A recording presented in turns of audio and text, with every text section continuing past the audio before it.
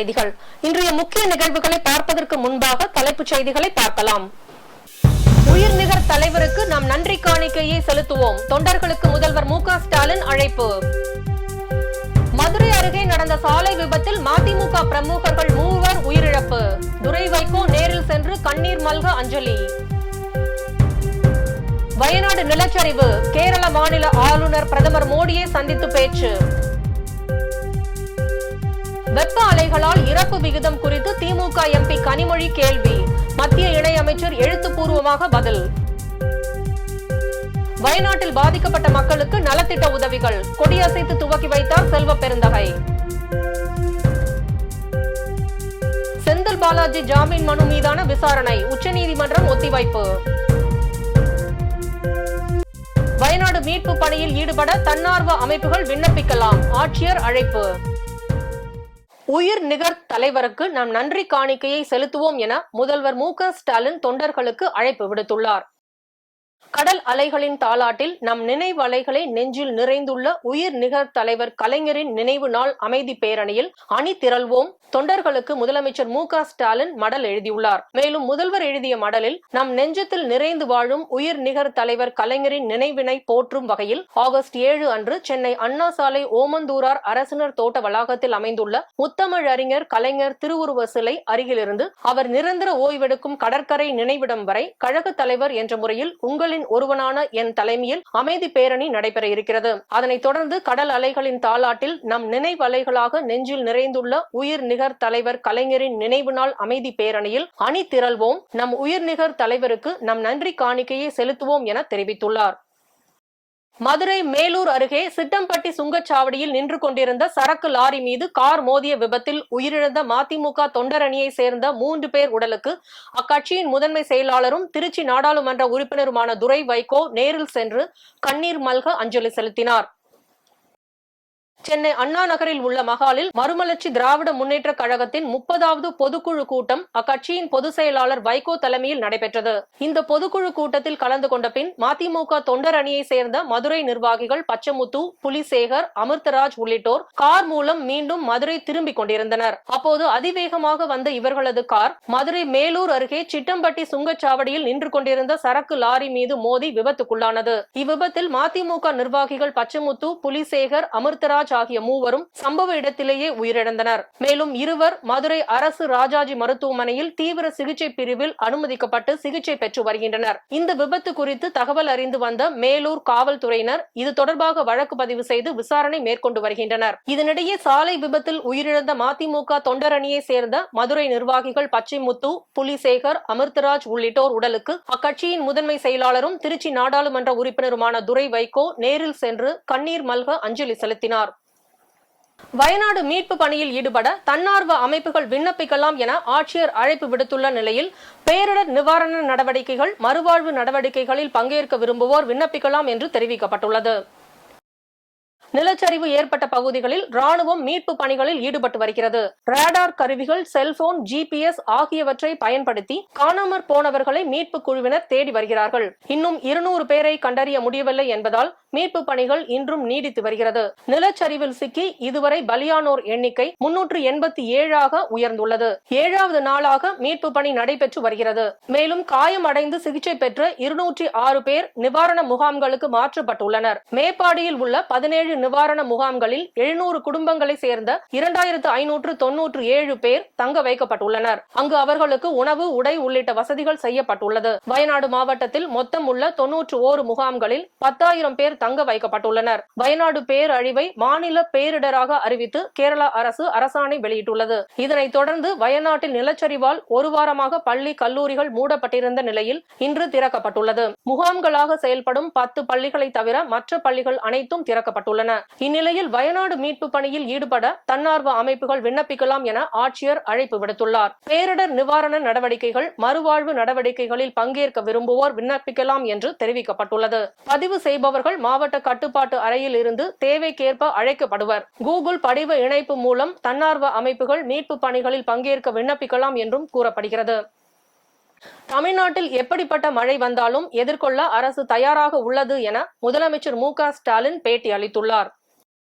சென்னை கொளத்தூர் தொகுதி வீனஸ் நகர் பகுதியில் முதலமைச்சர் மு.க. ஸ்டாலின் நேரில் சென்று பல்வேறு திட்டங்களை ஆய்வு மேற்கொண்டார். பின்னர் செய்தியாளர்களுக்கு அளித்த பேட்டியில் தமிழ்நாட்டில் எப்படிப்பட்ட மழை வந்தாலும் எதிர்கொள்ள அரசு தயாராக உள்ளது என முதலமைச்சர் மு.க. ஸ்டாலின் தெரிவித்துள்ளார். மழையை எதிர்கொள்ள அரசு அனைத்து முன்னெச்சரிக்கை நடவடிக்கைகளையும் எடுத்துள்ளது. சென்னையில் தற்போது எங்கும் மழைநீர் தேங்கவில்லை என்றும் கூறினார். அமைச்சர் உதயநிதி ஸ்டாலின் துணை முதலமைச்சர் ஆக வேண்டும் என்ற கோரிக்கை வலுத்துள்ளது. இந்த கோரிக்கையை முதலமைச்சர் பரிசீலிப்பாரா என்ற இந்த கேள்விக்கு முதலமைச்சர் மு.க. ஸ்டாலின் வலுத்துள்ளதே தவிர பழுக்கவில்லை என தெரிவித்தார். வயநாட்டில் நிலச்சரிவால் பாதிக்கப்பட்ட மக்களுக்கு நலத்திட்ட உதவிகளை கொடியசைத்து துவக்கி வைத்தார் செல்வ பெருந்தகை. கேரள மாநிலம் வயநாடு மாவட்டத்தில் நிலச்சரிவினால் பாதிக்கப்பட்டு பேரிழப்பை சந்தித்து வரும் மக்களுக்கு தமிழ்நாடு காங்கிரஸ் கமிட்டி சார்பாக வேலுச்சேரி சட்டமன்ற உறுப்பினர் அசன் மௌலானா ஏற்பாட்டில் 1000 நபர்களுக்கு அத்தியாவசிய பொருட்கள் மற்றும் 100 செல்போன்கள் அடங்கிய நலத்திட்ட பொருட்களை தமிழ்நாடு காங்கிரஸ் கமிட்டி மாநில தலைவர் செல்வ பெருந்தகை சென்னை ராயப்பேட்டையில் உள்ள தமிழ்நாடு காங்கிரஸ் கமிட்டி அலுவலகமான சத்தியமூர்த்தி பவனில் இருந்து கொடியசைத்து அனுப்பி வைத்தார். பின்னர் செய்தியாளர்களை சந்தித்த தமிழ்நாடு காங்கிரஸ் கமிட்டி தலைவர் செல்வ பெருந்தகை ஏற்கனவே 1 கோடி ரூபாய் தமிழ்நாடு காங்கிரஸ் கமிட்டி சார்பாக பாதிக்கப்பட்ட மக்களுக்கு தருவதாக அறிவித்திருக்கிறோம். அதை வருகின்ற 8ஆம் தேதி அன்று தலைவர் ராகுல் காந்தியிடம் தர இருப்பதாகவும் அதேபோல் அனைத்து மாவட்டங்களை சேர்ந்த காங்கிரஸ் கட்சியினர் வயநாட்டில் பாதிக்கப்பட்ட மக்களுக்கு என்ன தேவைகள் இருக்கின்றது என்று அறிந்து அந்த பொருட்களை அனுப்பி வருகின்றார்கள். அதேபோல் பிரதமர் நரேந்திர மோடிக்கு தென்னிந்தியாவில் ஆந்திராவை மட்டுமே பிடிக்கும். ஏனென்றால் ஆந்திர அரசு மத்திய அரசுக்கு முட்டு கொடுத்து வருகிறது. ஆட்சியின் சுவாச காற்றை ஈட்டுக் கொண்டிருக்கிறது. ஆகையால் ஆந்திராவிற்கு எவ்வளவு நிதி வேணுமானாலும் கொடுப்பார். இதுதான் பாசிசம். அதேபோல் திரை நடிகர்கள் அனைவரும் மக்களோடு மக்களாக இருந்து மக்களுக்கு உதவி செய்ய முன்வர வேண்டும் எனவும் தெரிவித்தார். போனாதான் அதிசயம். அவர் போகாம இருக்கிறது தான் யதார்த்தம். எங்க போயிருக்காரு அவரு? மணிப்பூருக்கு போனாரா? மணிப்பூர்ல சம்பவம் நடந்த வருடக்கணக்கில் ஆகுது. இது வரைக்கும் அந்த மக்களை கேட்பதற்கு ஆள் இல்லாமல் பிரதமருடைய அமைச்சர் பெருமக்களை யாருமே போகல. ஆனா எங்கள் தலைவர் ராகுல் காந்தி தொடர்ந்து எங்கெல்லாம் மக்கள் பாதிக்கப்படுகிறார்களோ அங்க போய் நிற்கிறார். வயநாடில சம்பவம் நடந்த அன்ற மறுநாளே அங்க போய் களத்தில் நிற்கிறார். 2 நாட்கள் தங்கி இருக்கிறார். பாதிக்கப்பட்ட மக்களுக்கு வீடுகளை கட்டி தருவோம் என்று சொல்லுகிறார். ஒன்றிய அரசு என்ன செய்து கொண்டிருக்கிறது? ஒன்றிய அரசின் கட்டுப்பாட்டில் தானே இருக்கிறது கேரளா மாநிலம். ஒரு மாநிலத்திற்கும் தமிழ்நாட்டை பிடிக்காது, கேரளாவை பிடிக்காது, கர்நாடகாவை பிடிக்காது, தெலுங்கானாவை பிடிக்காது. ஆனா தென்னிந்தியால ஆந்திராவை பிடிக்கும். ஏன் ஆந்திராவை பிடிக்கும்? ஆந்திரா முட்டு கொடுத்து கொண்டிருக்கிறது. ஆட்சியுடைய சுவாச காற்றை இடித்து கொண்டிருக்கிறது. ஆகையால் ஆந்திராவுக்கு எவ்வளவு நீதி வேண்டுமானால் கொடுப்பார். இதுதான் பாசிசம். செந்தில் பாலாஜி ஜாமீன் மனு மீதான விசாரணையை உச்சநீதிமன்றம் நாளைக்கு ஒத்திவைத்தது. திமுக முன்னாள் அமைச்சர் செந்தில் பாலாஜி சட்டவிரோத பண பரிமாற்ற தடை சட்ட வழக்கில் அமலாக்கத்துறையால் கடந்த ஆண்டு ஜூன் மாதம் 14ஆம் தேதி கைது செய்யப்பட்டார். அவருக்கு இதய பைபாஸ் அறுவை சிகிச்சை மேற்கொள்ளப்பட்ட நிலையில் பிறகு சென்னை புழல் சிறையில் அடைக்கப்பட்டார். 1 வருடத்திற்கு மேல் ஆகிவிட்ட நிலையில் செந்தில் பாலாஜிக்கு இன்னும் ஜாமீன் கிடைக்கவில்லை. ஜாமீன் கேட்டு சென்னை மாவட்ட முதன்மை அமர்வு நீதிமன்றம், உயர் நீதிமன்றம், உச்ச நீதிமன்றங்களில் ஏற்கனவே மனு தாக்கல் செய்த போதிலும் அவை தள்ளுபடி செய்யப்பட்டுவிட்டது. இறுதி நம்பிக்கையாக 2வது முறையாக ஜாமீன் கேட்டு உச்சநீதிமன்றத்தை நாடினார் செந்தில் பாலாஜி. ஜாமீன் மனு மீதான விசாரணை தொடர்ந்து நடைபெற்று வருகிறது. கடந்த முறை இவ்வழக்கு விசாரணைக்கு வந்தபோது அமலாக்கத்துறை தரப்பில் பதில் அளிக்க அவகாசம் கோரப்பட்டது. இதனால் கடுப்பான செந்தில் பாலாஜி தொடர்ந்து சிறையிலேயே வைத்திருக்க வேண்டும் என்பதற்காக அமலாக்கத்துறை தொடர்ந்து முயற்சித்து வந்தது. இதனால் விசாரணையை தொடர்ந்து இழுத்தடித்து வருகிறது என்று குற்றம் சாட்டியது. இவ்வழக்கு நீதிபதிகள் அபய் எஸ் ஓகா, ஏஜி மஷீக் அமர்வில் இன்று மீண்டும் விசாரணைக்கு வந்தது. அமலாக்கத்துறை கோரிக்கையை ஏற்று ஜாமீன் மனு மீது விசாரணையை நாளைக்கு உச்சநீதிமன்றம் ஒத்திவைத்து உத்தரவிட்டுள்ளது.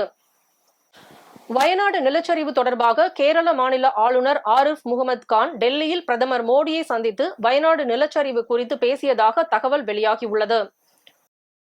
கடந்த ஜூலை 30ஆம் தேதி நள்ளிரவு மற்றும் அதிகாலை நேரங்களில் அடுத்தடுத்து ஏற்பட்ட 3 நிலச்சரிவுகளால் கேரள மாநிலம் வயநாட்டில் சூரல்மலை, மேப்பாடி, முண்டக்கை, வெள்ளேரி மலை, வைத்திரி உள்ளிட்ட பல கிராமங்கள் உருக்குலைந்து போயுள்ளன. இந்த பெரும் நிலச்சரிவில் சிக்கி உயிரிழந்தோர் எண்ணிக்கை 385ஐ கடந்துள்ளது. 7வது நாளாக மீட்பு பணிகள் தொடர்ந்து நடைபெற்று வருவதோடு மறுசீரமைப்பு பணிகளையும் தேசிய பேரிடர் மீட்பு குழுவினர் மற்றும் இந்திய ராணுவத்தினர் மேற்கொண்டு வருகின்றனர். இதனை தேசிய பேரிடராக அறிவிக்க வேண்டும் என கேரள அரசு தொடர்ந்து வலியுறுத்தி வரும் நிலையில் ஒன்றிய அரசு எந்த விளக்கமும் அளிக்காமல் மௌனம் சாதித்து வருகிறது. இந்நிலையில் கேரள மாநில ஆளுநர் ஆரிஃப் முகமது கான் டெல்லியில் பிரதமர் மோடியை அவரது அலுவலகத்தில் சந்தித்துள்ளார். பிரதமருடனான சந்திப்பின் போது வயநாட்டில் ஏற்பட்ட நிலச்சரிவு குறித்தும் மேற்கொள்ளப்பட்டு வரக்கூடிய மீட்பு பணிகள் பணிகள் குறித்தும் விளக்கம் அளித்துள்ளார். மேலும் நிலச்சரிவு மற்றும் மீட்பு பணிகளுக்கு பிறகு மேற்கொள்ளப்பட வேண்டிய மறுசீரமைப்பு பணிகள் குறித்தும் பிரதமர் மோடியிடம் அவர் எடுத்து கூறியிருக்கிறார். நிலச்சரிவால் பாதிக்கப்பட்ட பகுதியை நேரில் பார்வையிட்ட பிறகு மத்திய இணை அமைச்சர் ஜார்ஜ் குரியன் பிரதமர் நரேந்திர மோடியை சந்தித்து விளக்கம் அளித்திருந்த நிலையில் இன்று கேரள மாநில ஆளுநர் சந்தித்து பேசியுள்ளது குறிப்பிடத்தக்கது.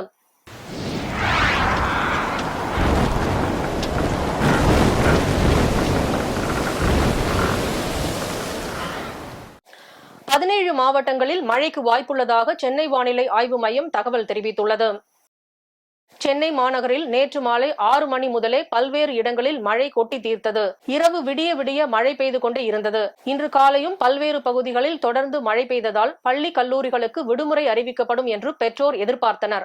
ஆனால் எதிர்பார்ப்புக்கு மாறாக பள்ளிகள் சென்னை, காஞ்சிபுரம், திருவள்ளூர், செங்கல்பட்டு மாவட்டங்களில் பள்ளி கல்லூரிகள் அனைத்தும் செயல்படும் என்று அறிவிக்கப்பட்டது. இதனால் பள்ளி கல்லூரிக்கு சென்ற குழந்தைகள் பெற்றோர் பெரும் சிரமத்துக்கு ஆளாகினர். நேற்று மாலை முதல் இன்று காலை 8 மணி வரை பெய்த மழை அதிகபட்சமாக 11.9 சென்டிமீட்டர் என சோழிங்கநல்லூரில் பதிவானது. அதேபோல் இன்றும் 17 மாவட்டங்களில் மழைக்கு வாய்ப்புள்ளதாக சென்னை வானிலை ஆய்வு மையம் தகவல் தெரிவித்துள்ளது. சென்னை, திருவள்ளூர், காஞ்சிபுரம், செங்கல்பட்டு, திருவண்ணாமலை, கடலூர், விழுப்புரம், கள்ளக்குறிச்சி, வேலூர், ராணிப்பேட்டை, திருப்பத்தூர், தருமபுரி, சேலம், தஞ்சை, திருவாரூர், நாகை, மயிலாடுதுறை, புதுச்சேரி ஆகிய பகுதிகளில் மழை பெய்யும் என தெரிவிக்கப்பட்டுள்ளது. 7 முதல் 11 சென்டிமீட்டர் வரை மழைக்கு வாய்ப்பு என்பதால் இன்று மஞ்சள் எச்சரிக்கை கொடுக்கப்பட்டுள்ளது. தமிழகம் முழுவதும் மணல் குவாரிகளை திறக்க வேண்டும் என கூறி ஆர்ப்பாட்டம் நடத்த உள்ளதாக லாரி உரிமையாளர்கள் சங்கங்கள் அறிவிப்பு விடுத்துள்ளன. தமிழ்நாடு ஒருங்கிணைந்த மணல் மற்றும் சவுடு லாரி உரிமையாளர்கள் சங்கத்தின் சார்பாக சென்னை சேப்பாக்கத்தில் உள்ள பத்திரிகையாளர் மன்றத்தில் சங்கங்களின் ஒருங்கிணைப்பாளர் யுவராஜ் தலைமையில் பத்திரிகையாளர் சந்திப்பு நடைபெற்றது. அப்போது அவருடன் லாரி உரிமையாளர்கள் சங்க நிர்வாகிகள் உடன் இருந்தனர். அப்போது பேசிய யுவராஜ், தமிழகம் முழுவதும் மூடப்பட்டுள்ள மணல் குவாரிகளை மீண்டும் திறக்க வேண்டும் என தமிழக அரசுக்கு கோரிக்கை வைக்கும் வகையில் வருகின்ற ஆகஸ்ட் 8ஆம் தேதி எங்களது சங்கங்களின் சார்பாக சென்னையில் ஆர்ப்பாட்டம் நடைபெற உள்ளது. குறிப்பாக தமிழக முதல்வரின் கவனத்தை ஈர்க்கும் வகையில் எங்களது போராட்டம் நடைபெற உள்ளது. மேலும் சென்னையில் நடைபெறும் போராட்டத்தை தொடர்ந்து திருச்சியில் மறுநாள் உண்ணாவிரத போராட்டமும் நடைபெற உள்ளது. கனிம வளங்கள் மூலம் 25,000 கோடி ரூபாய் வருமானம் உள்ள நிலையில் மணல் குவாரிகளை திறப்பதன் மூலம் தமிழக அரசுக்கு வருமானம் கிடைக்கும். டாஸ்மாக் கடைகளுக்கு அதிகாரிகளை நியமித்து ஒருங்கிணைப்பு செய்யும் தமிழக அரசு அதேபோல் மணல் குவாரிகளுக்கும் அதிகாரிகளை நியமித்து ஒருங்கிணைப்பு செய்ய வேண்டும் என கோரிக்கை வைத்தார். அதிக பாரம் ஏற்றும் குவாரிகள் மீது நடவடிக்கை எடுக்க வேண்டுமே தவிர அதனை ஏற்றி வரும் வாகனங்களின் மீது நடவடிக்கை எடுக்கக்கூடாது என்ற கோரிக்கையும் அவர் முன் வைத்தார். எங்களுடைய கோரிக்கை என்னன்னா, நிறுத்தப்பட்ட மணல் குவாரிகளை உடனடியாக திறக்க வேண்டும். 11 மாதமாக நிறுத்தப்பட்டிருக்கு இடி ரேட்னால, அதை திறக்க வேண்டும். அதே மாதிரி அதிகமான சவுடு குவாரிகளை திறக்க வேண்டும். அது ஒரு மூலப்பொருளாக இப்போது பில்டிங்க்கு இருக்குது. இது இல்லாத அதிக பாரம் ஏற்றக்கூடிய குவாரிகள் மீது நடவடிக்கை எடுக்கணும். ஏன்னா ஏற்றுபவர் மீது நடவடிக்கை எடுக்கணும். ஹிட் அண்ட் ரன் சட்டத்தை ஓட்டுநர் மீது ஹிட் அண்ட் ரன் 10 ஆண்டு சிறை 7 லட்சம் ரூபாய் அபராதம் என்ற மத்திய அரசு புதிய சட்டத்தை மாநில அரசு அழுத்தம் கொடுத்து நிறுத்த வேண்டும் போன்ற கோரிக்கைகளை முன்வைத்து வருகிற 8/8/2024 அன்று தமிழக முதல்வர் அவருடைய கனிவான கவனத்துக்கு கொண்டு செல்லும் வகையில் அன்று ஆர்ப்பாட்டம் ராஜரத்ன ஸ்டேடியத்தில் காலை 11 மணிக்கு அரசு கவனத்துக்கு கொண்டு செல்லும் வகையில் ஆர்ப்பாட்டம் நடைபெற இருக்கிறது. அதை அனைத்து சென்னையை சுற்றி இருக்கிற அனைத்து சங்கங்களும் இணைந்து இந்த போராட்டத்தில் இருக்கோம். மறுநாள் 9ஆம் தேதி திருச்சியில் இதே கோரிக்கைகளை முன்வைத்து உண்ணாவிரதம் நடைபெறுது. ஆகவே அரசு நீர்வளத்துறை அரசு உடனடியாக மணல் குவாரிகளை திறக்க வேண்டும். ஏன்னா சுற்றுச்சூழல் பாதிப்பு ஏற்படாத வகையிலே திறக்க வேண்டும்.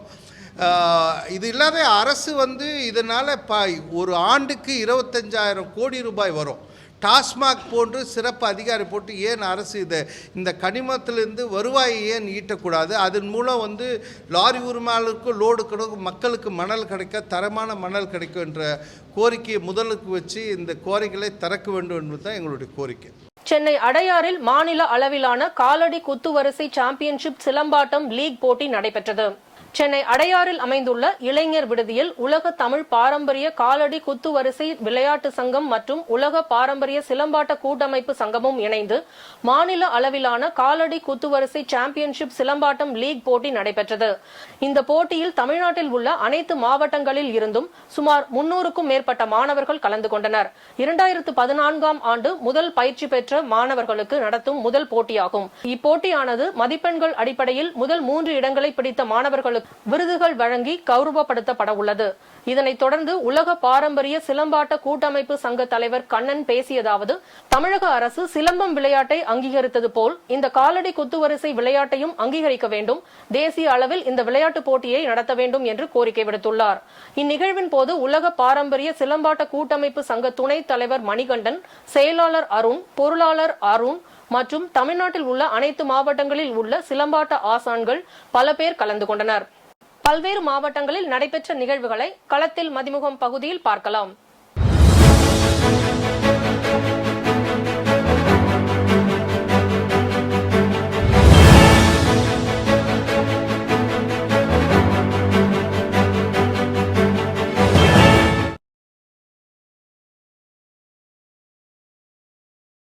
திருப்பத்தூர் மாவட்ட ஆட்சியராக தற்போது தர்பகராஜ் என்பவர் செயல்பட்டு வரும் நிலையில் மாவட்ட ஆட்சியர் பெயரில் போலியான ஆவணத்தை வைத்து அடையாளம் தெரியாத நபர் யாரோ இன்ஸ்டாகிராம் பதிவு செய்துள்ளார். அதனைத் தொடர்ந்து இதனை அறிந்த மாவட்ட ஆட்சியர் அந்த அடையாளம் தெரியாத நபரை உடனடியாக கண்டறியும்படி திருப்பத்தூர் நகர காவல் நிலையத்தில் புகார் மனு அளித்துள்ளார். மேலும் புகார் மனுவை பெற்றுக்கொண்ட காவல்துறையினர் அந்த அடையாளம் தெரியாத நபர் யார், எதற்காக பொய்யான ஆவணங்களை வைத்து மாவட்ட ஆட்சியர் பெயரில் இன்ஸ்டாகிராம் பதிவு செய்துள்ளார் என விசாரணை மேற்கொண்டு வருகின்றனர்.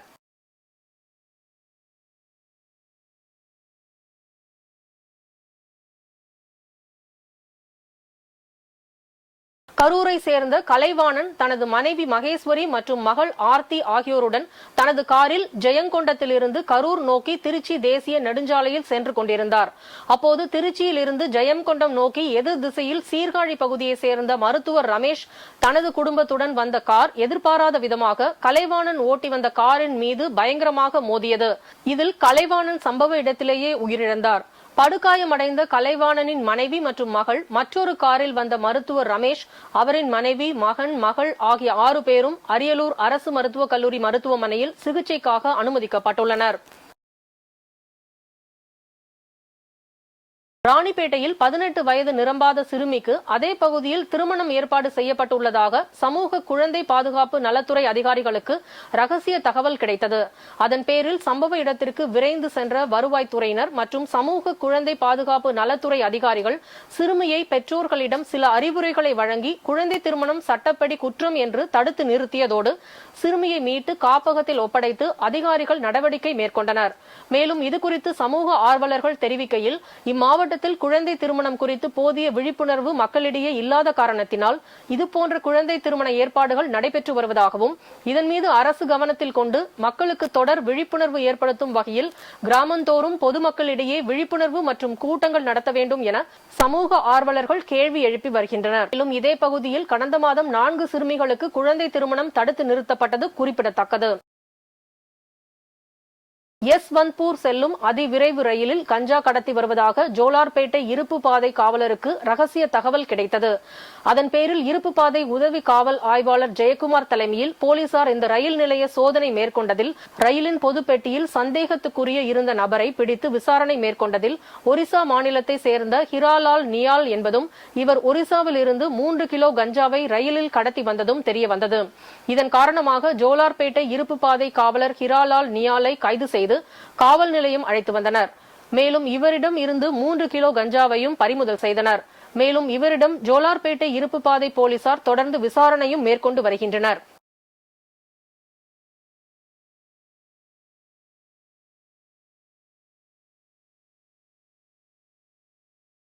ராஜஸ்தான் மாநிலம் உதய்பூரில் செயல்பட்டு வரும் நாராயண் சேவா சன்ஸ்தான் எனும் அமைப்பு இந்தியா மட்டுமின்றி ஆப்பிரிக்க நாடுகள் உட்பட பல்வேறு நாடுகளில் மாற்றுத்திறனாளிகளுக்கான செயற்கை கால் மற்றும் கைகளை இலவசமாக பொருத்தும் முகாம்களை வழங்கி வருகின்றனர். இந்நிலையில் தமிழகத்தில் கடந்த ஏப்ரல் மாதம் கோவையில் நடைபெற்ற முகாமில் சுமார் 1000க்கும் மேற்பட்ட மாற்றுத்திறனாளிகளுக்கான செயற்கை மூட்டு மற்றும் காலிபர்களுக்கான அளவீடுகள் எடுக்கப்பட்டன. இதனைத் தொடர்ந்து அளவீடுகள் எடுக்கப்பட்ட செயற்கை மூட்டுகளை பயனாளிகளுக்கு மருத்துவ குழுவினர் உதவியுடன் பொருத்துவதற்கான முகாம் கோவை இடையர்பாளையம் பகுதியில் உள்ள மகேஸ்வரி பவன் அரங்கில் நடைபெற்றது. இதற்கான துவக்க விழாவில் நாராயண் சேவா சன்ஸ்தான் அமைப்பின் தலைவர் பிரசாந்த் அகர்வால் உட்பட பலர் கலந்து கொண்டனர். இந்த முகாமில் தமிழகத்தின் பல்வேறு மாவட்டங்களில் இருந்தும் கர்நாடகா, கேரளா மாநிலங்களில் இருந்தும் கலந்து கொண்ட 738 மாற்றுத்திறனாளிகளுக்கு செயற்கை மூட்டு மற்றும் காலிபர்கள் பொருத்தப்பட்டன. இதில் 50க்கும் மேற்பட்ட மருத்துவ குழுவினர் தனித்தனியே அரங்குகள் அமைக்கப்பட்டு மாற்றுத்திறனாளிகளுக்கு செயற்கை கை கால்களை பொருத்தி செயல்படுவதற்கான பயிற்சிகளை அளித்தனர். சுயமாக நடக்க முடியாமல் உதவியாளர்களுடன் வந்த மாற்றுத்திறனாளிகள் இலவசமாக செயற்கை மூட்டுகளை பொருத்தி தானாக நடந்து சென்றதை கண்ட உறவினர்கள் நெகிழ்ச்சியுடன் கண்டு மகிழ்ச்சி அடைந்தனர். मैस्त्री समाज कोयम्बटूर के ना श्री गोपाल मैस्त्री प्रेसिडेंट और संतोष मुंद्रा सेक्रेटरी ಅವರೆಲ್ಲ ಕಮಿಟಿ ಮೆಂಬರ್ ಸೊ ನಮ್ಮ ಮೈಸೂರು ಸಮಾಜ್ ಇದೆ ನಲ್ಲ ವರ್ಕ್ಗೆ ನಮ್ಮ ಸಪೋರ್ಟ್ பண்ணலாம். ಇದಕ್ಕೆ ನಮ್ಮ ಇದು ಕಲ್ಯಾಣ ಮಂಟಪம் 27-28 ஏப்ரலுக்கு ஃப்ரீ கொடுத்துருக்கு. இப்போ ஆல்சோ ஃப்ரீ கொடுத்துருக்கு. நேற்றுக்கு இன்றைக்கி 3 நாளுக்கு இங்கே ஃபுல் மீட்டிங்ஸ் எல்லாம் அரேஞ்ச்மெண்ட் எல்லாம் போயிட்டுருக்கு. ஸோ நம்ம ஃப்ரீ ஆஃப் காஸ்ட் கொடுத்துருக்கு. ப்ளஸ் நம்ம நிறையா மெம்பர்ஸ் கொஞ்சம் கண்ட்ரிபியூஷன் ஆல்சோ பண்ணியிருக்கேன். பிகாஸ் இது எல்லா சேவா கண்ட்ரிபியூஷனுக்கு இன்றைக்கி அவர் உதய்பூர் ಸಂಸ್ಥಾನ್ ಫುಲ್ ನಾರಾಯಣ ಸೇವಾ ಸಂಸ್ಥಾನ್ ಫುಲ್ ಫ್ರೀ ಕೊಡ್ತಿಟ್ಟಿருக்கு. ஸோ ಅದಕ್ಕೆ ಆಲ್ ಜನರಲ್ ಡೊನೇಷನ್ ತೋ பண்ணிட்டுருக்கு.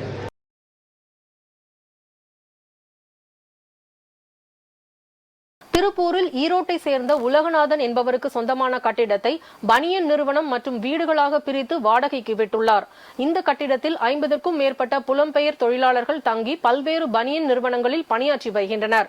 இந்நிலையில் உணவு சமைத்து வைத்துவிட்டு பீகாரை சேர்ந்த இருவர் படி அருகே அமர்ந்து தங்களது உறவினர்களிடம் போனில் பேசிக் கொண்டிருந்தனர். அப்போது சிவகுமார் தடுமாறி கீழே விழுந்துள்ளார். அவரை காப்பாற்ற முயன்ற ராஜ்குமாரும் தவறி கீழே விழுந்தார்.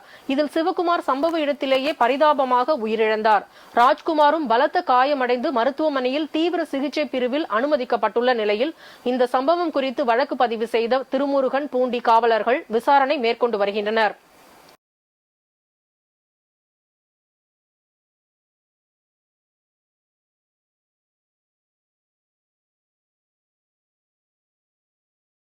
திருப்பத்தூர் அடுத்த பாரண்டப்பள்ளி கிராமத்தில் 300க்கும் அதிகமான குடும்பங்கள் வசித்து வருகின்றனர். இந்நிலையில் அங்குள்ள மாரியம்மன் கோயிலில் 5 ஆண்டுகளுக்கு ஒருமுறை திருவிழா கொண்டாடுவது வழக்கம். மேலும் மாரியம்மன் பண்டிகை நடப்பதற்கு 10 நாட்களுக்கு முன்பாக கிராம மக்கள் அனைவரும் ஒன்று கூடி தங்கள் வீடுகளை பூட்டிவிட்டு கிராமத்திற்கு வெளியே சென்று ஓர் இடத்தை தேர்வு செய்து காலை முதல் மாலை வரை அங்கே தங்கி சமைத்து சாப்பிட்டு ஆட்டம் பாட்டம் கொண்டாட்டத்திற்கு பிறகு வீட்டிற்கு வருவதை வழக்கமாக கொண்டுள்ளனர். அதன்படி வரும் 15ஆம் தேதி நடக்கவிருக்கும் மாரியம்மன் பண்டிகையை முன்னிட்டு கிராம மக்கள் இந்த வினோத வழிபாட்டை செய்து மகிழ்ந்தனர். இந்த வழக்கத்தை கிட்டத்தட்ட 100 ஆண்டுகளுக்கு மேல் பின்பற்றப்பட்டு வருகிறது. குறிப்பிட்ட இந்த ஒரு நாள் மட்டும் மக்கள் நடமாட்டம் இல்லாமல் வெறிச்சோடி காணப்படும். இங்குள்ள அனைத்து வீடுகளும் கடைகளும் மூடி இருக்கும். காலையில் கிராம மக்கள் தங்கள் வீடுகளை பூட்டிவிட்டு கோயில் அருகே வருவார்கள். அவர்களை மேள தாளத்துடன் ஊர் மேற்கு பகுதிக்கு அழைத்து செல்வார்கள். அதன் பிறகு ஏதோ ஒரு இடத்தை தேர்வு செய்வார்கள். அங்கு அவர்கள் சமைக்கும் போது அதிலிருந்து வெளியேறும் புகை கிராமம் நோக்கி செல்லும். இதனால் கிராமத்தில் உள்ள துஷ்ட சக்திகள் விலகும் என்பதாக நம்பப்படுகிறது. இதற்கிடையே அனைவரும் கவலைகளை மறந்து ஒருவருடன் ஒருவர் பேசி விளையாடி மகிழ்வார்கள்.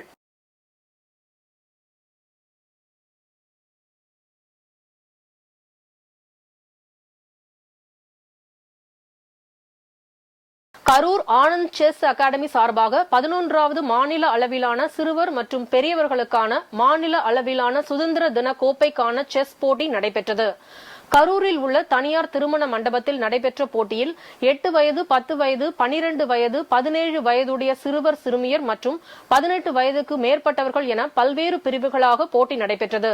இதில் கரூர் மாவட்டம் மட்டுமின்றி திருச்சி, சேலம், கோவை, சென்னை உட்பட தமிழ்நாட்டின் பல்வேறு மாவட்டங்களில் இருந்து வந்திருந்த சுமார் 700க்கும் மேற்பட்டோர் கலந்து கொண்டனர். போட்டியில் பங்கேற்று வெற்றி பெற்றவர்களுக்கு கரூர் டெக்ஸ் பார்க் தலைவர் அட்லஸ் நாச்சிமுத்து கலந்து கொண்டு வெற்றி பெற்றவர்களுக்கு பரிசு கோப்பை, பதக்கங்கள் மற்றும் சான்றிதழ்களை வழங்கினார்.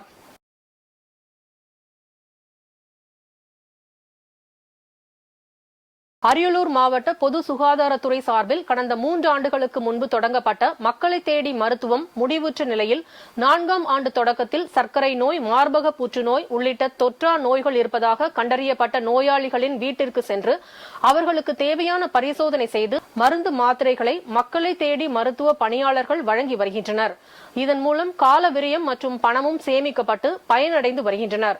இந்நிலையில் கடந்த 3 ஆண்டுகளாக சிறப்பான முறையில் பணியாற்றி வரும் மக்களை தேடி மருத்துவ பணியாளர்களின் சேவையை பாராட்டி மருத்துவ பணியாளர்களுக்கு மாவட்ட ஆட்சியர் ரத்தினசாமி நற்சான்றிதழ் வழங்கி பாராட்டினார்.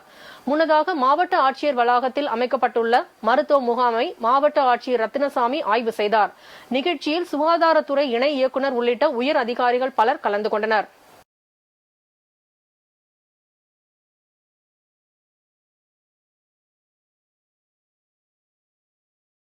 திருப்பூர் மாநகர போலீஸ் கமிஷனராக பணியாற்றி வந்த பிரவீன்குமார் அபினவு கடந்த மாதம் சேலத்திற்கு இடமாற்றம் செய்யப்பட்டார். இதனைத் தொடர்ந்து திருப்பூர் மாநகர புதிய போலீஸ் கமிஷனராக சென்னை ஆயுதப்படை ஐஜி லட்சுமி நியமிக்கப்பட்டார். இதையடுத்து புதிய போலீஸ் கமிஷனராக லட்சுமி ஐபிஎஸ் பொறுப்பேற்றுக் கொண்டார். பின்னர் செய்தியாளர்களிடம் பேசுகையில், திருப்பூர் மாநகரில் பொதுமக்களின் பாதுகாப்புக்கு முக்கியத்துவம் அளிக்கப்படும், தொடர்ந்து மாநகர பகுதிகளில் ஆய்வுகள் மேற்கொள்ளப்பட்டு குற்ற செயல்களை தடுக்க நடவடிக்கைகள் மேற்கொள்ளப்படும், போதைப் பொருள் பயன்பாட்டை கட்டுக்குள் கொண்டு வருவதற்கும் நடவடிக்கைகள் மேற்கொள்ளப்படும் என தெரிவித்தார்.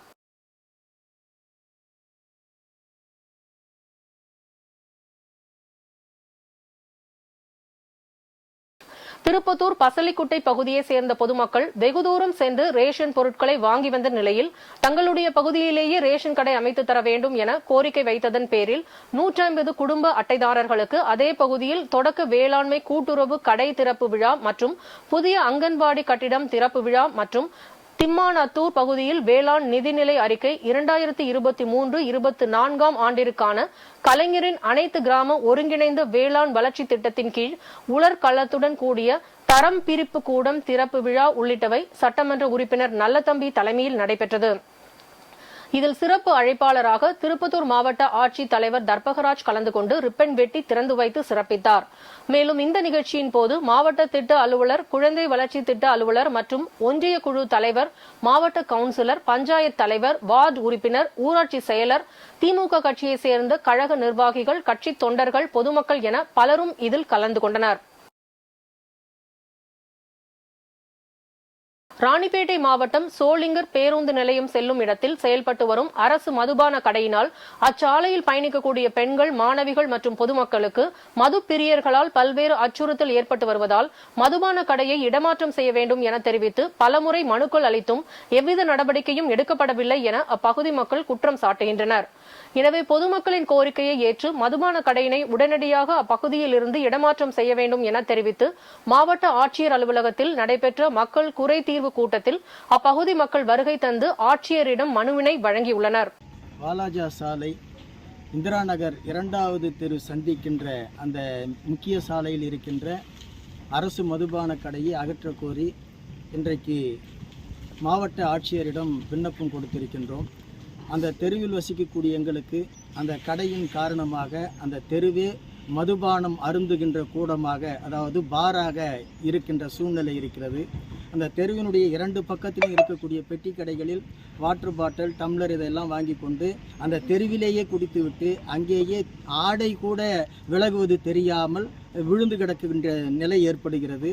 அதற்குரிய புகைப்படங்களையும் ஒளிப்பதிவையும் நாங்கள் மாவட்ட ஆட்சியரிடத்தில் கொடுத்திருக்கின்றோம். நிர்வாகம் மிக விரைவிலேயே அந்த கடையை வேறு இடத்திற்கு மாற்றம் செய்து எங்கள் குடியிருப்புகள் பகுதியில் அந்த எந்த விதமான இடையூறும் இல்லாத வகையிலே நாங்கள் நிம்மதியாக வாழ்வதற்குரிய வழியை செய்து தருமாறு அன்போடு கேட்டுக்கொள்கிறோம். இன்றைய தங்கம் வெள்ளி விலை வழங்குவோர் அட்டிகா கோல்ட் கம்பெனி. சென்னையில் ஆபரண தங்கம் விலை சவரனுக்கு 160 ரூபாய் உயர்ந்து ரூபாய் 54,760க்கு விற்பனை செய்யப்படுகிறது. சென்னையில் 22 கேரட் ஆபரண தங்கத்தின் விலை கிராமுக்கு ரூபாய் 20 உயர்ந்து 6,470க்கு விற்பனையாகிறது. சென்னையில் சில்லறை வர்த்தகத்தில் 1 கிராம் வெள்ளி விலை 1 ரூபாய் உயர்ந்து ரூபாய் 91க்கு விற்பனை செய்யப்படுகிறது. மேலும் 1 கிலோ வெள்ளியின் விலை ரூபாய் 91,000க்கு விற்பனை செய்யப்படுகிறது. வங்கதேசத்தில் ராணுவ ஆட்சி அமலுக்கு வருவதாக அந்நாட்டு ராணுவ தளபதி வக்கார் உஸ் ஜமான் அறிவித்துள்ளார். பிரதமர் ஷேக் ஹசீனா நாட்டிலிருந்து தப்பிச் சென்ற நிலையில் வங்கதேசத்தில் இடைக்கால அரசை ராணுவம் அமைப்பதாக அந்நாட்டு ராணுவ தளபதி வக்கார் உஸ் ஜமான் நாட்டு மக்களுக்கு இடையே உரையாற்றினார். மேலும் வங்கதேசத்தில் ஆளும் அரசுக்கு எதிரான மாணவர்களின் போராட்டம் தீவிரமடைந்துள்ள நிலையில் பிரதமர் ஷேக் ஹசீனா ராஜினாமா செய்தார். வங்கதேசத்திலிருந்து ஷேக் ஹசீனா வெளியேறியதை ராணுவம் உறுதி செய்தது. இதனை அடுத்து அனைத்து போராட்டங்களும் முடிவுக்கு கொண்டுவரப்படும் என்று ராணுவ தளபதி வக்கார் உஸ் ஜமான் உறுதியளித்தார். மேலும் வங்கதேசத்திலிருந்து ஹெலிகாப்டர் மூலம் தப்பிய ஷேக் ஹசீனா இந்தியாவில் திரிபுரா மாநிலம் அகர்தலாவுக்கு வந்தடைந்தார். இந்நிலையில் வங்கதேச பிரதமர் ஷேக் ஹசீனா இந்தியா வழியாக லண்டன் தப்பி செல்ல இருப்பதாக தகவல் வெளியாகியுள்ளது. இந்த நிலையில் வங்கதேசத்தில் உள்ள பிரதமர் ஷேக் ஹசீனாவின் வீட்டை போராட்டக்காரர்கள் சூறையாடினர். மேலும் வங்கதேசத்தின் தந்தை என போற்றப்படும் முஜிபுர் ரஹ்மானின் சிலையை போராட்டக்காரர்கள் சேதப்படுத்தியுள்ளனர். மீண்டும் தலைப்புச் செய்திகள். உயிர்நிகர் தலைவருக்கு நாம் நன்றி காணிக்கையை செலுத்துவோம். தொண்டர்களுக்கு முதல்வர் மு.க. ஸ்டாலின் அழைப்பு. மதுரை அருகே நடந்த சாலை விபத்தில் மதிமுக பிரமுகர்கள் 3 உயிரிழப்பு. துரை வைகோ நேரில் சென்று கண்ணீர் மல்க அஞ்சலி. வயநாடு நிலச்சரிவு. கேரள மாநில ஆளுநர் பிரதமர் மோடியை சந்தித்து பேச்சு. வெப்ப அலைகளால் இறப்பு விகிதம் குறித்து திமுக எம்பி கனிமொழி கேள்வி. மத்திய இணையமைச்சர் எழுத்துப்பூர்வமாக பதில். வயநாட்டில் பாதிக்கப்பட்ட மக்களுக்கு நலத்திட்ட உதவிகள் கொடியசைத்து துவக்கி வைத்தார் செல்வ பெருந்தகை. செந்தில் பாலாஜி ஜாமீன் மனு மீதான விசாரணை உச்சநீதிமன்றம் ஒத்திவைப்பு. வயநாடு மீட்பு பணியில் ஈடுபட தன்னார்வ அமைப்புகள் விண்ணப்பிக்கலாம், ஆட்சியர் அழைப்பு. இத்துடன் செய்திகள் நிறைவடைந்தன. மீண்டும் செய்திகள் பிற்பகல் 1:30 மணிக்கு. மேலும் செய்திகளை தெரிந்து கொள்ள மதிமுகம் பிரைம் யூடியூப் தளத்தில் இணைந்திருங்கள்.